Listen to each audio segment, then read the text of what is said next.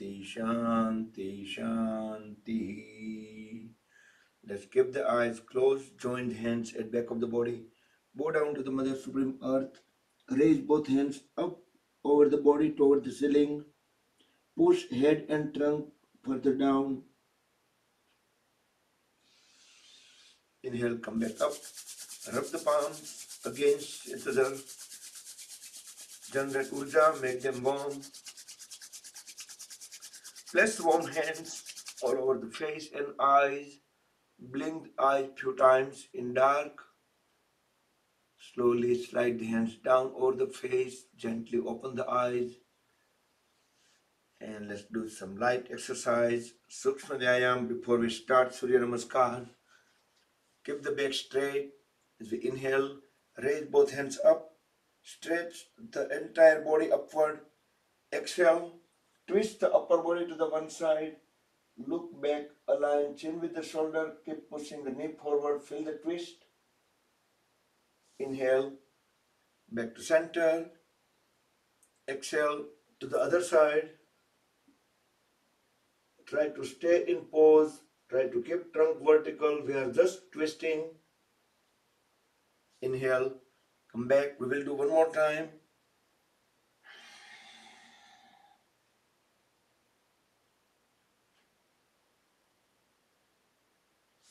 Inhale.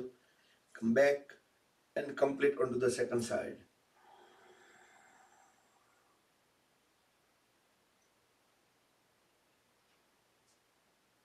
Come back. Next, extend both hands sideways. Drop right hand down on the floor wherever it reaches. Inhale, left hand up. Stretch the left side even further up. Exhale, bend sideways towards right side. Keep looking up through the left bicep. Make sure the knee stays down. Inhale, back to center. And same way to the second side. Extend the right side up. Exhale, bend towards left side. Keep looking up. Inhale, come back. We'll do one more time.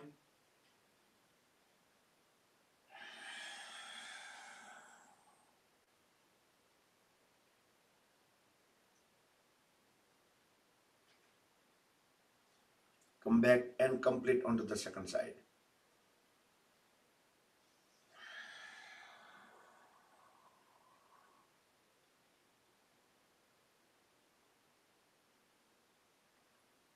Come back and let's stand up.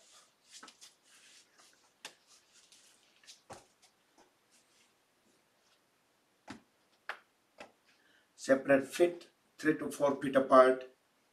Interlock the fingers. Stretch them up. Palms towards ceiling. Deep inhale. As we deep exhale, bend towards one side. Keep looking up. Swaying palm tree pose. Tiryak Tadasana. Inhale. Come back up. Straighten the trunk. Exhale to the second side. Keep looking up.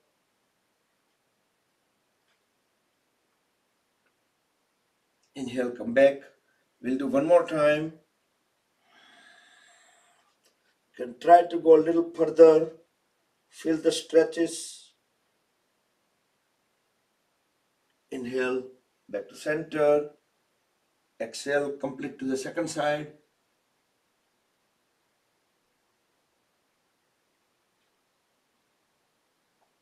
Come back and separate the feet at the farthest. Now again extend both hands on a side. We will do twisted triangle. Deep inhale. As we exhale, grab the big toe with opposite side hand. Other hand will go 90-degree up. Look up into the ceiling through the palm. Inhale, come back up, back into the star pose. Exhale to the second side.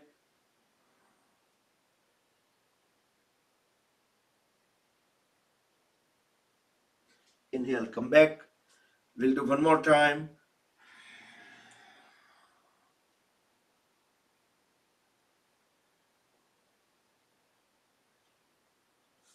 Come back and complete onto the second side.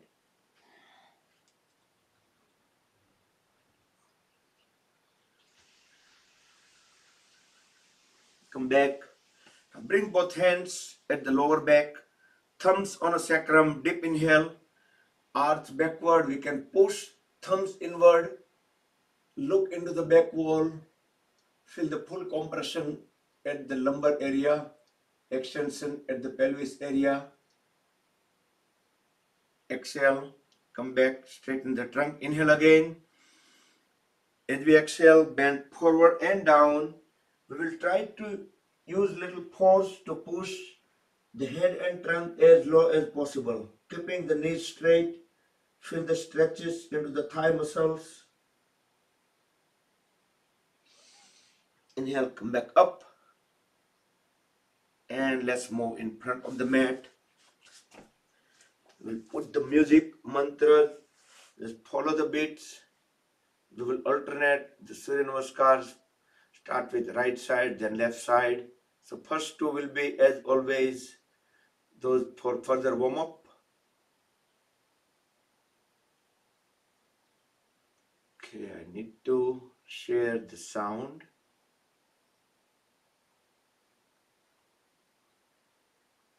Okay, let's roll the shoulders back and down, and let's begin.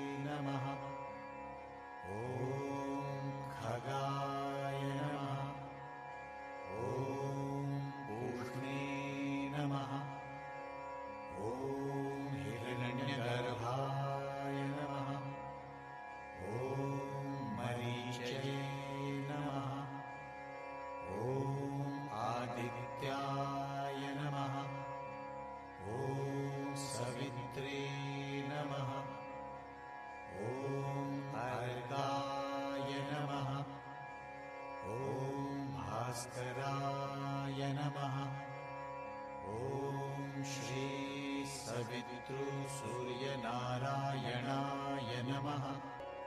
ॐ मित्राय नमः। ॐ रवये नमः। ॐ सूर्याय नमः। ॐ भानवे नमः। ॐ खगाय नमः। ॐ पूष्णे नमः। ॐ हिरण्यगर्भाय नमः। ॐ मरीचये नमः। ॐ आदित्याय नमः। ॐ सवित्रे नमः। ॐ अर्काय नमः। ॐ भास्कराय नमः। ॐ श्री सवितृसूर्यनारायणाय नमः। ॐ मित्राय नमः। ॐ रवये नमः। ॐ सूर्याय नमः। ॐ भानवे नमः। ॐ खगाय नमः। ॐ पूष्णे नमः। ॐ हिरण्यगर्भाय नमः। ॐ मरीचये नमः। ॐ आदित्याय नमः। ॐ सवित्रे नमः। ॐ अर्काय नमः।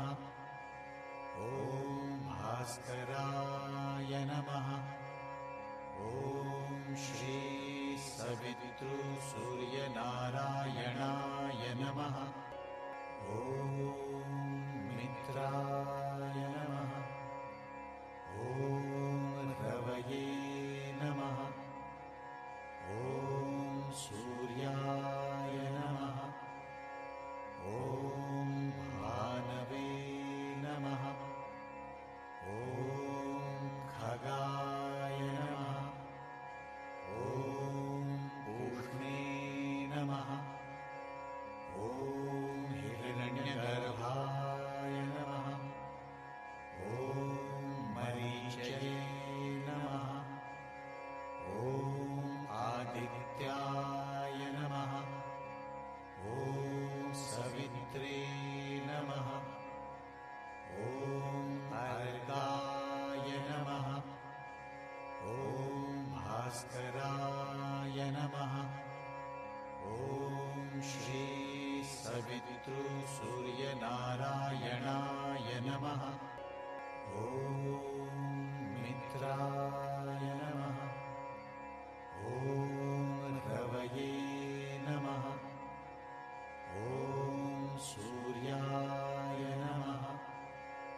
ॐ भानवे नमः। ॐ खगाय नमः। ॐ पूष्णे नमः। ॐ हिरण्यगर्भाय नमः। ॐ मरीचये नमः। ॐ आदित्याय नमः।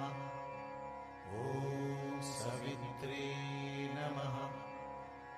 ॐ अर्काय नमः।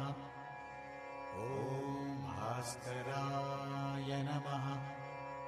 ॐ श्री सवितृसूर्यनारायणाय नमः। ॐ मित्राय नमः। ॐ रवये नमः। ॐ सूर्याय नमः। ॐ भानवे नमः। ॐ खगाय नमः। ॐ पूष्णे नमः। ॐ हिरण्यगर्भाय नमः।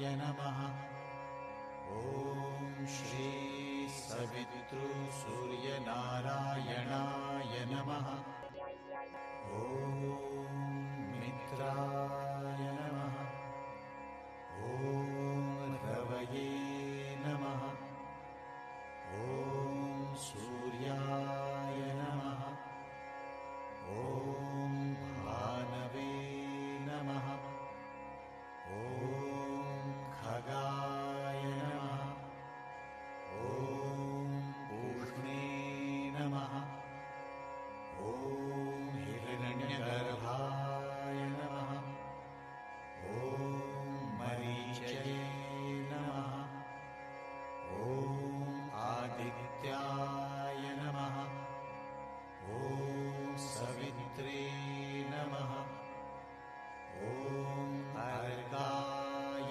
नमः ॐ भास्कराय नमः ॐ श्री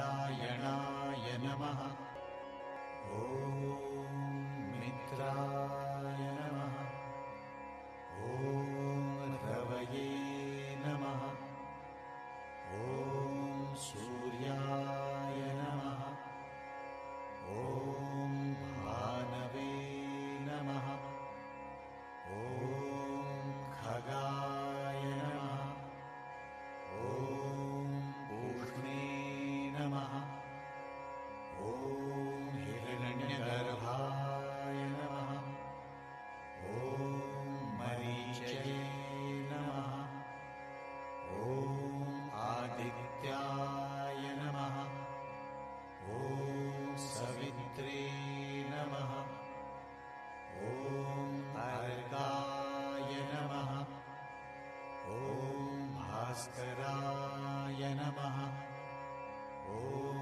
श्री सवितृसूर्यनारायणाय नमः ॐ मित्राय नमः ॐ रवये नमः ॐ सूर्याय नमः ॐ भानवे नमः ॐ खगाय नमः ॐ पूष्णे नमः ॐ हिरण्यगर्भाय नमः ॐ मरीचये नमः ॐ आदित्याय नमः ॐ सवित्रे नमः ॐ अर्काय नमः ॐ भास्कराय नमः ॐ श्री सवितृसूर्यनारायणाय नमः ॐ मित्राय नमः ॐ रवये नमः ॐ सूर्याय नमः ॐ भानवे नमः ॐ खगाय नमः ॐ पूष्णे नमः ॐ हिरण्यगर्भाय नमः ॐ मरीचये नमः ॐ आदित्याय नमः ॐ सवित्रे नमः ॐ अर्काय नमः ॐ भास्कराय नमः ॐ श्री सवितृसूर्यनारायणाय नमः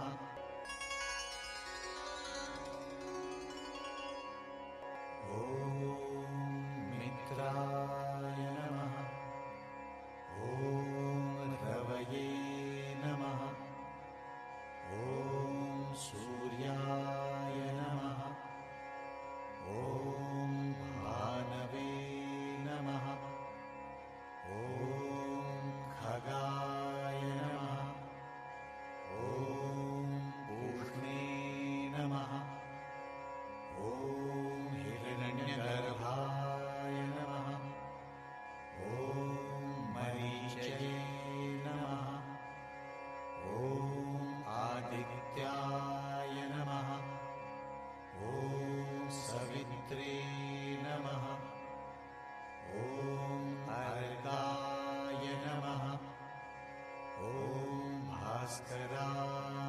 नमः। ॐ श्री सवितृसूर्यनारायणाय नमः। ॐ मित्राय नमः। ॐ रवये नमः। ॐ सूर्याय नमः। ॐ भानवे नमः। ॐ खगाय नमः। ॐ पूष्णे नमः। ॐ हिरण्यगर्भाय नमः। ॐ मरीचये नमः। ॐ आदित्याय नमः। ॐ सवित्रे नमः। ॐ अर्काय नमः। ॐ भास्कराय नमः। ॐ श्री सवितृसूर्यनारायणाय नमः। ॐ मित्राय नमः। ॐ रवये नमः। ॐ सूर्याय नमः। ॐ भानवे नमः। ॐ खगाय नमः। ॐ पूष्णे नमः। ॐ हिरण्यगर्भाय नमः। ॐ मरीचये नमः। ॐ आदित्याय नमः। ॐ सवित्रे नमः। ॐ अर्काय नमः। ॐ भास्कराय नमः। ॐ श्री सवितृसूर्यनारायणाय नमः। ॐ मित्राय नमः। ॐ रवये नमः। ॐ सूर्याय नमः। ॐ भानवे नमः। ॐ खगाय नमः। ॐ पूष्णे नमः।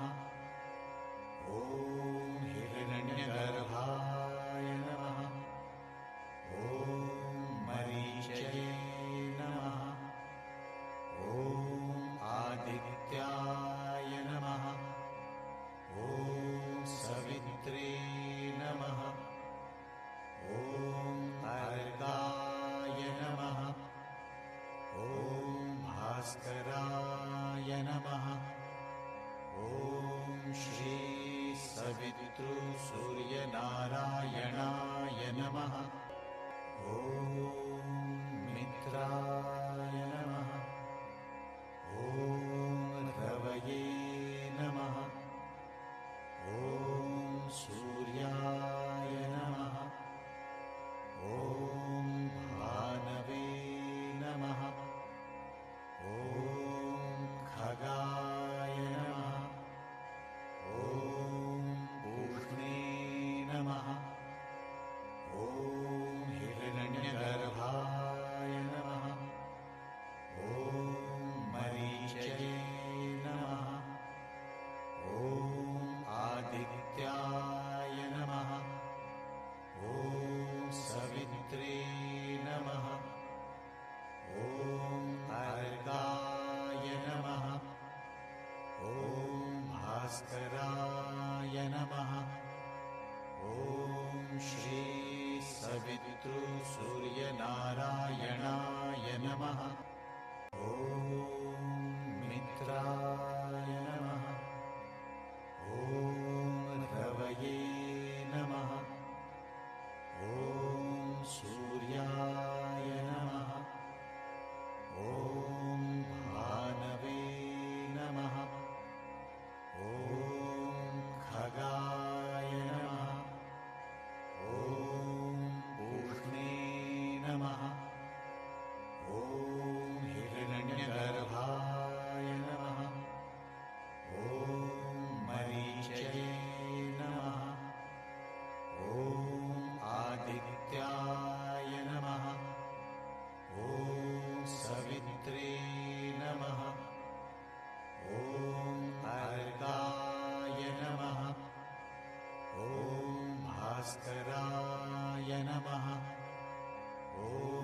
श्री सवितृसूर्यनारायणाय नमः। ॐ मित्राय नमः। ॐ रवये नमः।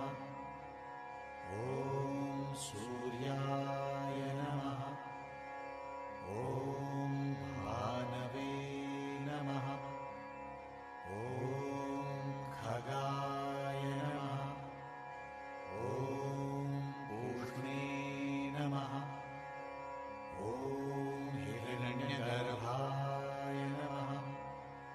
ॐ मरीचये नमः। ॐ आदित्याय नमः। ॐ सवित्रे नमः। ॐ अर्काय नमः।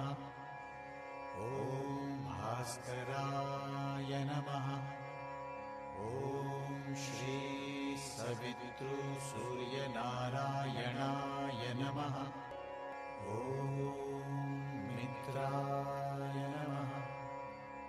ॐ रवये नमः। ॐ सूर्याय नमः। ॐ भानवे नमः। ॐ खगाय नमः। ॐ पूष्णे नमः। ॐ हिरण्यगर्भाय नमः। ॐ मरीचये नमः। ॐ आदित्याय नमः। ॐ सवित्रे नमः। ॐ अर्काय नमः। ॐ भास्कराय नमः। ॐ श्री सवितृसूर्यनारायणाय नमः। ॐ मित्राय नमः। ॐ रवये नमः। ॐ सूर्याय नमः। ॐ भानवे नमः। ॐ खगाय नमः। ॐ पूष्णे नमः। ॐ हिरण्यगर्भाय नमः। ॐ मरीचये नमः। ॐ आदित्याय नमः। ॐ सवित्रे नमः। ॐ अर्काय नमः। ॐ भास्कराय नमः। ॐ श्री सवितृसूर्यनारायणाय नमः।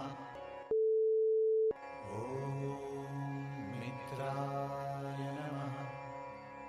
ॐ रवये नमः। ॐ सूर्याय नमः। ॐ भानवे नमः। ॐ खगाय नमः। ॐ पूष्णे नमः। ॐ हिरण्यगर्भाय नमः। ॐ मरीचये नमः। ॐ आदित्याय नमः। ॐ सवित्रे नमः। ॐ अर्काय नमः। ॐ भास्कराय नमः। ॐ श्री सवितृसूर्यनारायणाय नमः।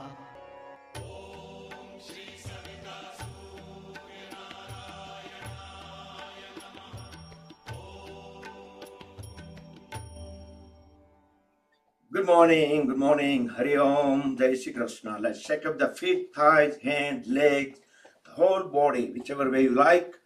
Increase the heart rate, blood circulation, breathing rate.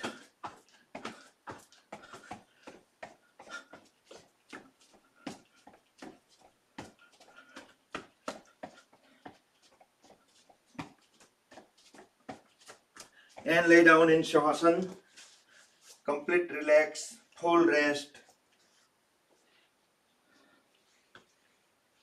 Let all the body parts, muscles, joints be on their own on the gravity. Don't try to hold them. Close the eyes. Deep inhale, deep exhale for a few times. Then let the breath become completely normal, natural. Keep the awareness within the entire body. Feel the body weight and notice how it transfers to the floor.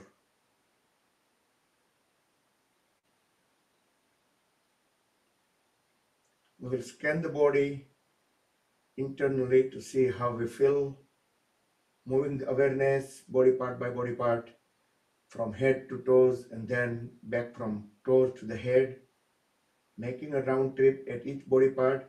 We will try to acknowledge, recognize any kind of sensation, heartbeat, pulse, blood circulations, relaxation, sensations, vibrations, everything, anything, whatever we can feel for 3 full minutes to make a trip.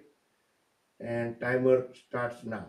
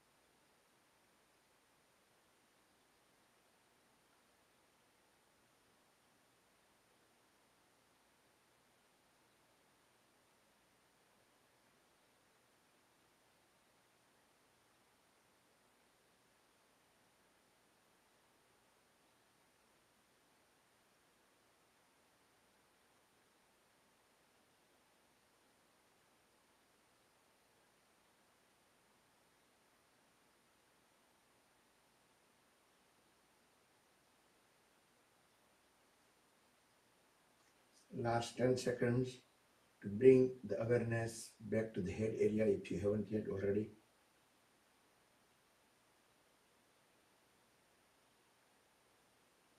Bring feet together, squeeze and release all the toes, wiggle them to side by side. Also turn the head on both the sides. And let's give body a big stretch. Yastikasana, stick pose, push all the toes together forward, hands into opposite direction. Feel the body is extended few centimeters along with the floor. Feel the full stretch, stretch, stretch, stretch, stretch, stretch, and relax. Bring both hands sideways, elbows straight, palms facing down. Hold at the knees. The heels will be at the hips. Deep inhale, deep exhale. Drop both knees together on the floor towards left. Turn the head towards right. Continue with closed eyes. Push the palms into the floor. Feel some good twist, good stretches at the spine. Inhale, back to center. Exhale to the other side. Knees on the floor towards right, head towards left. Push the palms in the floor and feel the twist. Inhale, back to center. Now lift the feet a little bit up of the floor. Exhale. Drop the folded legs towards left, head towards right. Inhale, back to center. Exhale to the other side. Legs towards right, head towards left for a few seconds. And bring the entire body towards right. Stay on right for 2 more breaths in and out.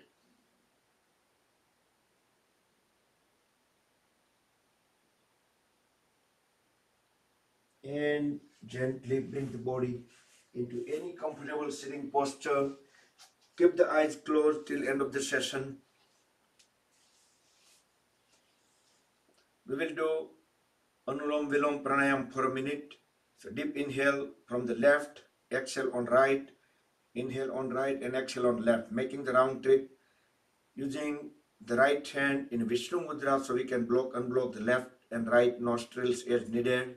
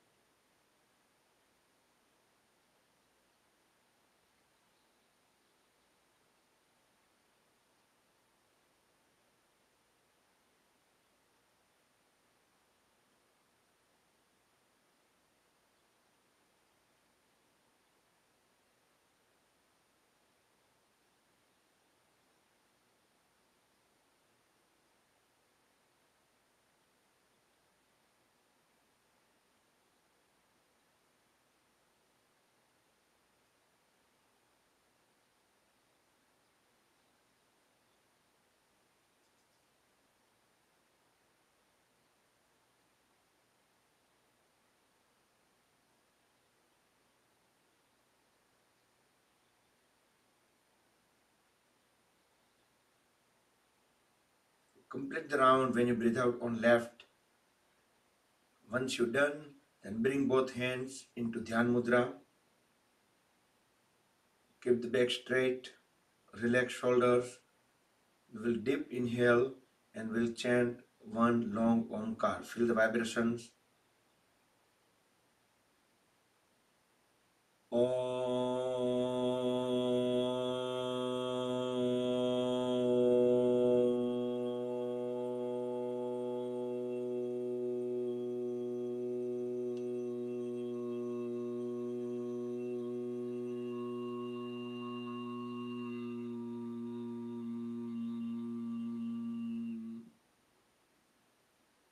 Om Shanti Shanti Shanti.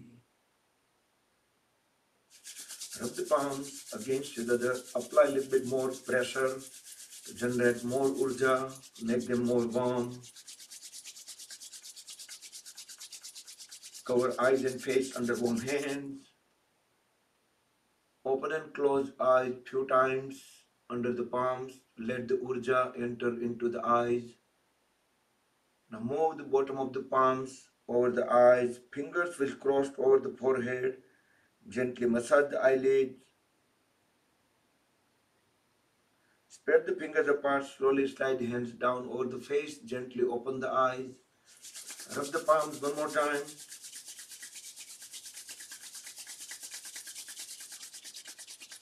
Place them on top of the head, back of the head, neck, throat, shoulders, arms, trunk, legs, back, or throughout the body to spread energy within.